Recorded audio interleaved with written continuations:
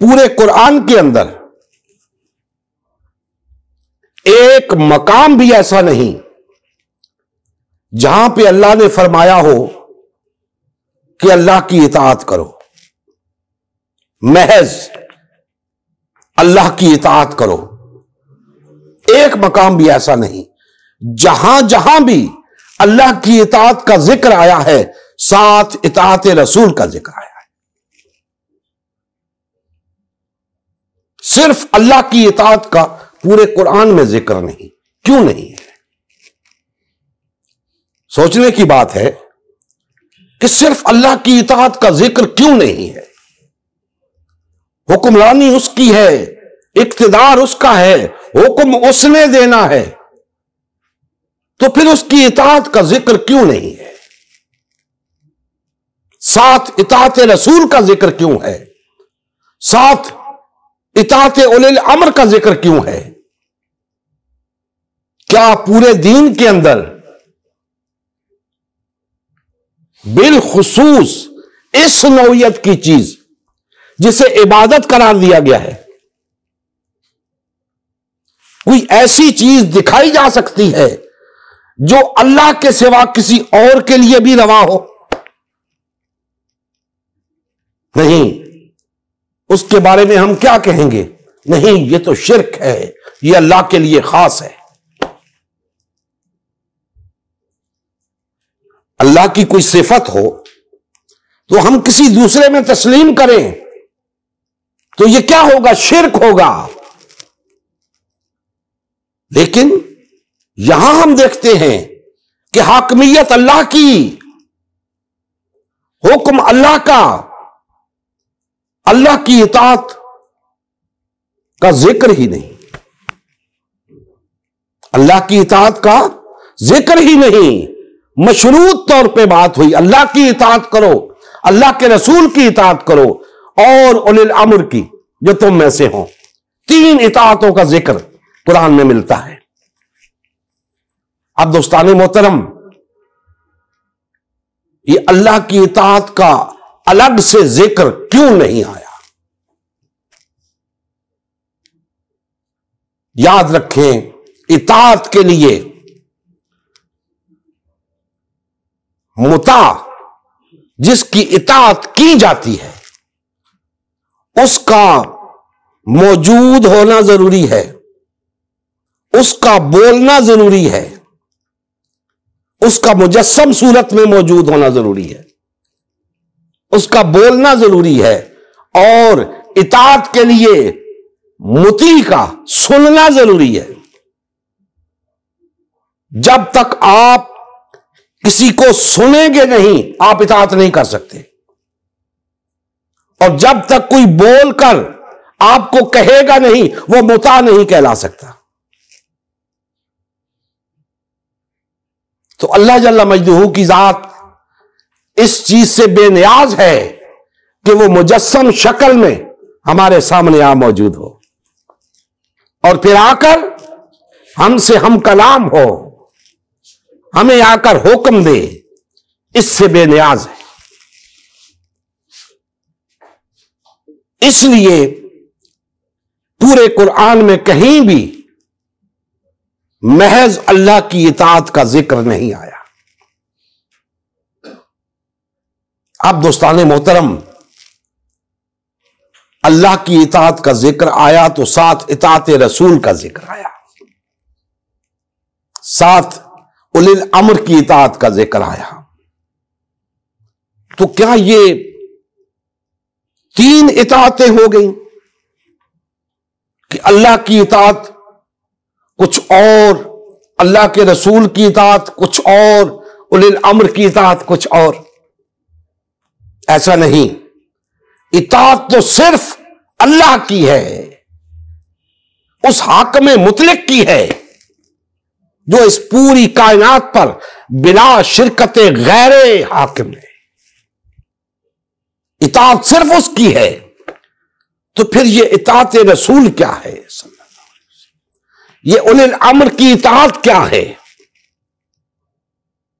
حکم تو تینوں موجود ہیں۔ اب یاد رکھیں، اطاعت بلا شک و شبہ صرف اللہ ہی کی ہے. اگر کسی اور کی اطاعت کا ذکر ہے، اطاعت رسول صلی اللہ علیہ وآلہ وسلم کا ذکر ہے، اولی الامر کی اطاعت کا ذکر ہے، تو یہ اسی کا حکم ہے، یہ اللہ کا حکم ہے، اس لیے ہے. تو اللہ کا حکم جب ہوگا تو اس کی اطاعت ہوگی. تو اللہ کے حکم کی اطاعت میں اطاعت رسول ہے، اطاعت اولی الامر ہے. اب اطاعت رسول کیا ہے، اطاعت اولی الامر کیا ہے؟ کیا یہ اللہ کی اطاعت سے ہٹ کے کوئی چیزیں ہیں؟ اس بات کو بھی سمجھنے کی ضرورت ہے. لیکن اس سے پہلے ہمیں یہ جاننے کی ضرورت ہے کہ یہ جو اللہ کا حکم ہے کہ میرے رسول کی اطاعت کرو، اولی الامر کی اطاعت کرو، کیا یہ حکم اللہ نے ہمیں ہمارے سامنے آ کر دیا ہے؟ کیا یہ حکم ہم نے سنا ہے؟ نہیں سنا. تو پھر اس کی اطاعت کیسے ہوگی؟ ہم کیسے تسلیم کریں کہ یہ اللہ کا حکم ہے اور ہم اس کی اطاعت کر رہے ہیں؟ اس طرح سے پھر باقی احکامات بھی ہے. دوستان محترم، اس نقطے کو سمجھنے کے لیے ہمیں پھر قرآن مجید کی طرف رجوع کرنا ہوگا. اللہ جل مجدہ نے سورہ النساء کی آیت نمبر 80 میں فرمایا، بسم اللہ الرحمن الرحیم، من یطع الرسول فقد اطاع اللہ. جس نے رسول کی اطاعت کی گویا اس نے اللہ کی اطاعت کی. اب بات کچھ سمجھ میں آئی ہے کہ اللہ کی اطاعت کیسے ہوگی. اللہ کے رسول کی اطاعت ہی اللہ کی اطاعت ہے. اللہ کی اطاعت کی واحد عملی صورت اطاعت رسول ہے صلی اللہ علیہ وسلم. اب سمجھ آتا ہے کہ الگ سے اللہ کی اطاعت کا ذکر کیوں نہیں ہے. اس لیے نہیں ہے کہ اطاعت رسول ہی اللہ کی اطاعت ہے. اب دوستان محترم، اللہ کے رسول صلی اللہ علیہ وآلہ وسلم جب موجود تھے، صحابہ کرام کے پاس موجود تھے، اللہ کی جماعت کے پاس موجود تھے، اللہ پر ایمان لانے والوں کے ہاں موجود تھے، جو حکم آپ صادر فرماتے تھے صحابہ کرام اسے اللہ کا حکم سمجھ کے اس کی اطاعت کرتے تھے. تو یہ اللہ کے رسول کی اطاعت اللہ کی اطاعت بن جاتی تھی. اور جب اللہ کی اطاعت ہو جاتی تھی گویا اللہ کی حاکمیت قائم ہو جاتی تھی، کیونکہ حکم اس کا ہے، اسی کی اطاعت کرنی ہے. تو اللہ کی حاکمیت اس صورت میں قائم ہوتی تھی کہ اللہ کا حکم نبی کریم صلی اللہ علیہ وآلہ وسلم کی زبان مبارک سے صادر ہوتا تھا، صحابہ کرام اس کو سنتے تھے پھر مانتے تھے. اسے اطاعت کہتے ہیں. باقی یاد رکھیں، ضمناً یہاں پہ عرض کر دوں، قرآن مجید کے تمام احکامات ان پر عمل پیرا ہونا، ان قوانین پر عمل پیرا ہونا، یہ اتباع وحی ہے، اتباع قرآن ہے، اطاعت نہیں ہے. نبی کریم صلی اللہ علیہ وآلہ وسلم کے فرامین، احادیث مبارکہ، ان پر عمل پیرا ہونا اتباع رسول ہے، اطاعت نہیں ہے. اطاعت کے لیے میں نے عرض کر دیا کسی کا موجود ہونا ضروری ہے،